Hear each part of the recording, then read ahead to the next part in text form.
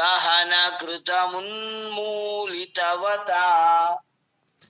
దహన కృతమున్మూలితవతా దహన కృతమున్మూలితవతా తులాకోటిక్వాణైః తులాకోటిక్వాణైః తులాకోటిక్వా కిలికిలితమీశానరిపుణా కిలికిలితమీశానరిపుణా కిలికిలితమీశానరిపుణా. శంకరాచార్య స్వామి వారు అమ్మవారి యొక్క పాదాలను నిన్నటి వరకు వర్ణించారు. ఇప్పుడు అందెల సవడి అమ్మవారి పాదాల యొక్క అందెల సవడి గురించి చెబుతూ ఉన్నారు. హే జగన్మాత,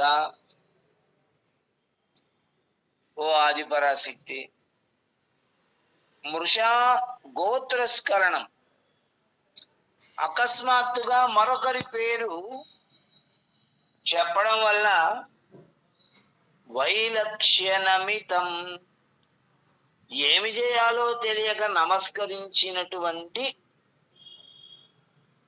భర్తారం నీ పతిదేవుడైన పరమశివుణ్ణి తే నీ యొక్క చరణకమలే పాదముల చేత లలాటే నుదుటి యందు తాడయతి తన్నావు నువ్వు.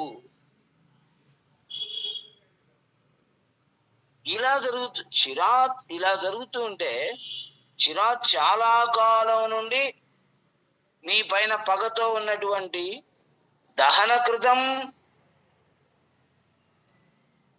శరీరాన్ని కాల్చివేయడం వల్ల కలిగినటువంటి అంతఃశల్యం, లోపల ఉన్నటువంటి బాధిస్తూ ఉన్న బాణపు ములికిని ఉన్మీలితవత పిగిలించి వేసినటువంటి ఈశానరిపుణ, ఈశ్వరునికి శత్రువైనటువంటి మన్మధుని చేత తులాకోటి క్వాణై, నీ కాలి యందు ధరించినటువంటి అందెల యొక్క శబ్దముల చేత కిలికిలితం కిలకిల నవ్వబడినది. అంటే అందెల యొక్క చప్పుడు ఏదైతే ఉందో అది మన్మధుని యొక్క నవ్వు చెప్తూ ఉన్నాడు. మన్మధుడట అప్పుడు మన్మధుడు ఏం చేశాడు? పార్వతీ పరమేశ్వరుల మధ్య అనురాగాన్ని సృష్టించమని దేవతలందరూ వచ్చి తనని కోరడం వల్ల మన్మధుడు పార్వతీ పరమేశ్వరులు ఉన్న దగ్గరికి వెళ్ళి, అది పరమేశ్వరుని యొక్క తపోవనం, ఆ తపోవనానికి వెళ్ళి పార్వతీదేవి పరమేశ్వరుని మెడలో ఒక పుష్పమాలికను సమర్పిస్తూ ఉన్న సమయాన్ని చూసి పూలబాణం వేశాడు. అప్పుడు మనస్సు చంచలమైనటువంటి పరమేశ్వరుడు ఒక్కసారి కళ్ళు తెరిచి పార్వతిని చూసి, ఎవరా ఇంత అందమైనటువంటి అమ్మాయి, త్రిలోక సుందరి నా ప్రక్కన నిలబడ్డది ఎవరు అని అనుకునేంత సమయంలో ఆయన మనస్సు హెచ్చరించింది, ఇది నీ మనస్సు కలిగినటువంటి ఆలోచన కాదు, ఎవరో కలిగిస్తున్నారు. ఎవరు నా మనసుకి ఇలాంటి ఆలోచన కలిగించాడు అని వెతికితే అక్కడ మన్మధుడు ఉన్నాడు. అతన్ని తన మూడో నేత్రం తెరిచి కాల్చి పడేశాడు. ముందు నీవు నా మీద బాణాలు ప్రయోగించేంతటి వాడివా?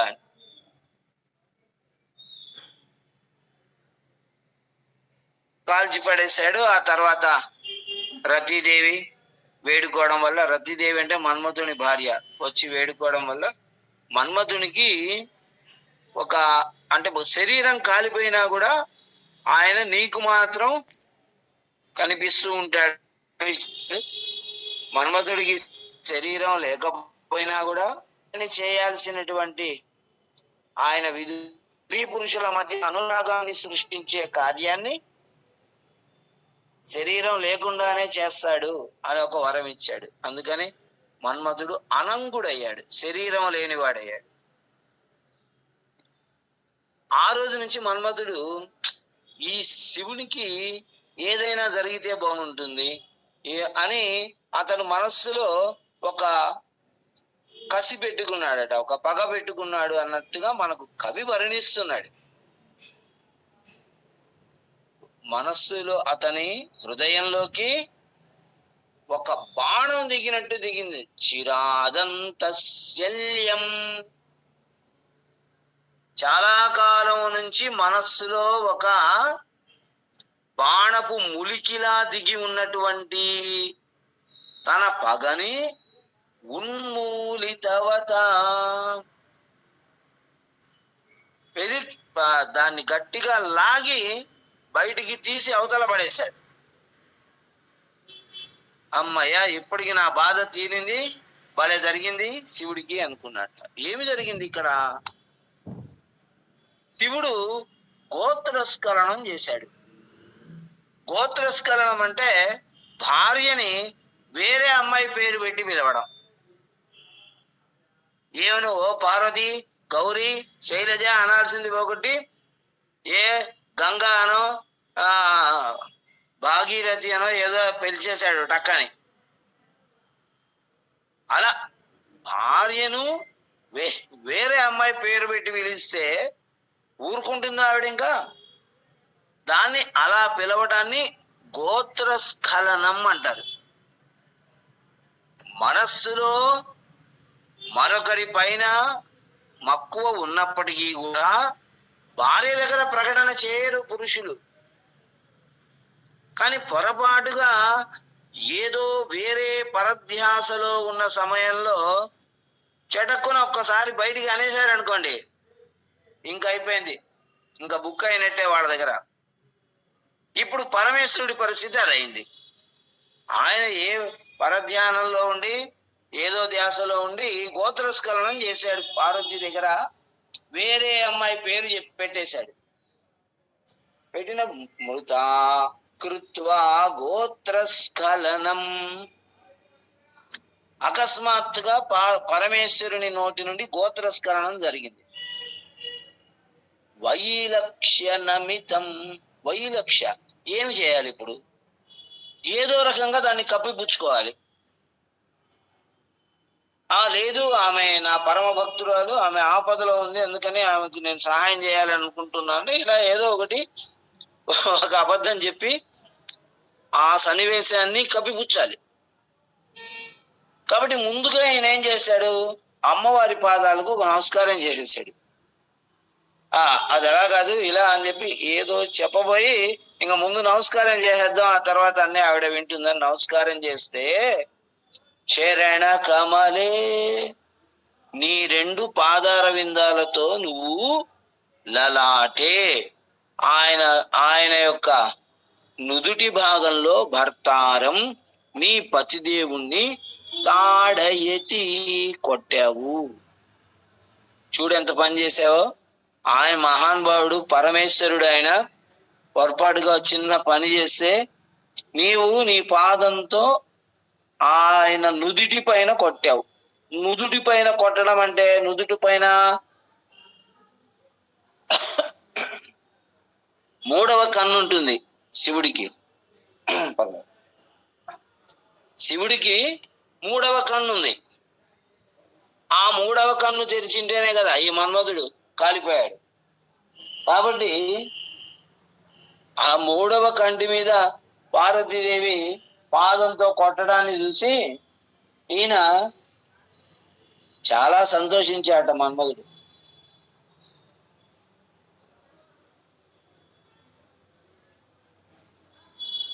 తన హృదయంలో నాటుకున్నటువంటి బాణం ములుకులాగా ఉన్నటువంటి చిరాదంత శల్యం, తన హృదయంలో నాటుకుపోయినటువంటి ఆ బాణాన్ని ఇప్పుడు పెకిలించి వేశాట. పెకిలించి వేస్తూ శత్రువు ఏం చేస్తాడు? ఇలాంటి సందర్భంలో ఒక నవ్వు నవ్వుతాడు. నవ్వితే శివుడు ఊరుకుంటాడేంటి? కానీ అందుకని ఇక్కడ ఏం జరిగింది? అమ్మవారి యొక్క అందెల సవ్వడి, ఆ అందెలు ఈ శివుణ్ణి కొట్టినప్పుడు ఒక చప్పుడు చేశాయి. ఆ అందెల సవ్వడి రూపంలో మన్మధుడు నవ్వేశాడట. అది ఈ శ్లోకంలో చెప్పబడినటువంటి విషయం. అయితే ఈ శ్లోకంలో ఒక యోగ శాస్త్రానికి సంబంధించినటువంటి రహస్యం చెప్తున్నారు. ఇక్కడ గోత్రస్ఖలనం అంటే ఇంద్రియ నిగ్రహము. ఇంద్రియ నిగ్రహం అనేది మనిషికి ఉండాలి. అది లేకపోతే యోగా అనేది సిద్ధించదు. రెండవది, శాంభవి ముద్రలో కుండలిని శక్తి అనేది జాగృతమై అది ఆజ్ఞా చక్రంలో ప్రవేశిస్తుంది. అక్కడ ఈ కుండలిని శక్తి అంటేనేమో పార్వతీదేవి, ఆవిడ మూలాధారంలో ఉంటుంది. ఆజ్ఞా చక్రంలోనేమో పరమేశ్వరుడు ఉంటాడు. అదేమో పైన ఉంటుంది, మస్తిష్క మన శిరస్సు భాగంలో ఆజ్ఞా చక్రం ఉంటుంది. మూలాధారం అంటే మన ఆసనం దగ్గర మూలాధారం ఉంటుంది. మరి కుండలిని శక్తి ఇక్కడి నుండి అలా ప్రయాణం చేసి ఆజ్ఞా చక్రంలో పాదము మోపుతుంది అని చెప్పడానికి శివుడి దగ్గర కాలు పెడుతుంది, శివుడున్న చోట కాలు పెడుతుంది అనే యోగ రహస్యము ఇక్కడ అమ్మవారు తన పాదముతో ఈ శివుని యొక్క లలాటాన్ని కొట్టారు అనే విషయం చెప్తుంది. లలాట స్థానంలో ఆజ్ఞా చక్రం ఉంది, అక్కడ శివుడు ఉన్నాడు, అక్కడ అమ్మవారు ప్రవేశించింది. ప్రవేశించడం అంటే కాలు మోపడం. ఇలాంటి యోగ శాస్త్రానికి సంబంధించిన అనేక రహస్యాలు ఈ సౌందర్య లహరిలో ఉన్నాయి. కనుక బయటికి మనకి అమ్మవారు ఏంటి, పరమేశ్వరి ఏమిటి, పరమేశ్వరుణ్ణి పాదాలతో తన్నడం ఏమిటి అని అనుకుంటూ ఉంటాం. వాస్తవంగా చెప్పాలంటే ప్రణయ కలహంలో ఇది సహజమైన విషయం. ప్రణయ కలహం అనేది ఏదైతే భార్యాభర్తల మధ్య జరుగుతుందో, ఆ భార్యాభర్తల మధ్య అవధులు అనేటివి లేవు. వాళ్ళకి శాస్త్రం అనేది లేదు, ఇది ఇట్టా ఉండాలి అది అట్టా ఉండాలి అనేది ఏమి లేదు. భార్యాభర్తల మధ్య భర్త భార్య యొక్క పాదస్పర్శను ఇష్టపడతాడు అని శాస్త్రం చెబుతూ ఉంది ఇక్కడ. కాబట్టి వాళ్ళిద్దరి మధ్య మన ఇదేమిటి శ్రీకృష్ణ తులాభారం, అక్కడ కూడా సత్యభామ శ్రీకృష్ణుని యొక్క నుదుటి పైన కాలితో అతని నుదుటిని ఇలా తోసేసింది పక్కకి. ఆయన ఏదో విషయం వచ్చి పాదస్పర్శ చేసైనా సరే ఆమెను ఒప్పించాలి అని ముందుకు వెళ్ళి శిరస్సు వంచి పాదాల దగ్గర ఏదో చెప్పబోతే ఆమె కాలును పైకెత్తి తన కాలితో ఆ నుదుటిని పక్కకు తోసేసింది అని చెప్పుకుంది. అది మనకి తప్పనో అదనో, ఆయన జగన్నాథుడు, ఇవన్నీ వేరు విషయం. జగన్నాథుడు లోకానికి, భార్య దగ్గర భర్తనే, భార్యకి ఏమవుతాడు, భార్యకి జగన్నాథుడు కాదు, భార్యకు నాథుడే. కాబట్టి ఇటువంటి భార్యాభర్తల యొక్క విశేషమైన అనుబంధం అనేది కూడా ఒక రహస్యమే. అది మరొకరికి తెలిసేటువంటి అవకాశం లేదు. అటువంటి రహస్యాలు అనేటివి ఇందులో ఉండటం ద్వారా, వాటిని మనం తెలుసుకోవడం ద్వారా మన జీవన ప్రయాణం కూడా మనము ఆనందమయం చేసుకునేటువంటి అవకాశాలు ఉన్నాయి. అటువంటి అద్భుతమైనటువంటి ఈ శ్లోకాన్ని 21 రోజులు ప్రతిరోజు 1000 సార్లు ఈ శ్లోకాన్ని జపం చేయాలి. అలా చేయడం వల్ల మనకున్నటువంటి సమస్త బాధలు తొలగిపోతాయి. అది ఏ బాధ అయినా కానీ, శారీరకమైన బాధ కానీ, మానసికమైన బాధ కానీ, మనకి ఏ బాధలు అయితే ఉన్నాయో ఆ బాధలన్నీ తొలగిపోతాయి. అమ్మవారికి పాల పరమాన్నము, కొబ్బరికాయ, అరటి పండు, తేనె నైవేద్యముగా పెట్టాలి. అటువంటి చక్కటి శ్లోకం ఇది. మృషా కృత్వా గోత్రస్ఖలన మథ వైలక్ష్య నమితం లలాటే భర్తారం చరణ కమలే తాడయతి తే చిరాదంతశల్యం దహన కృతమున్మీలితవతా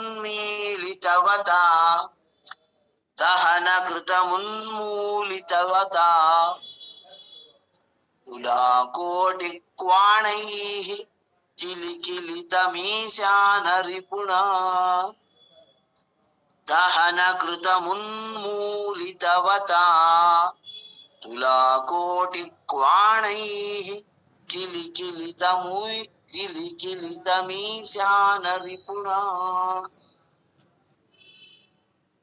శ్రీమాత్రే నమః.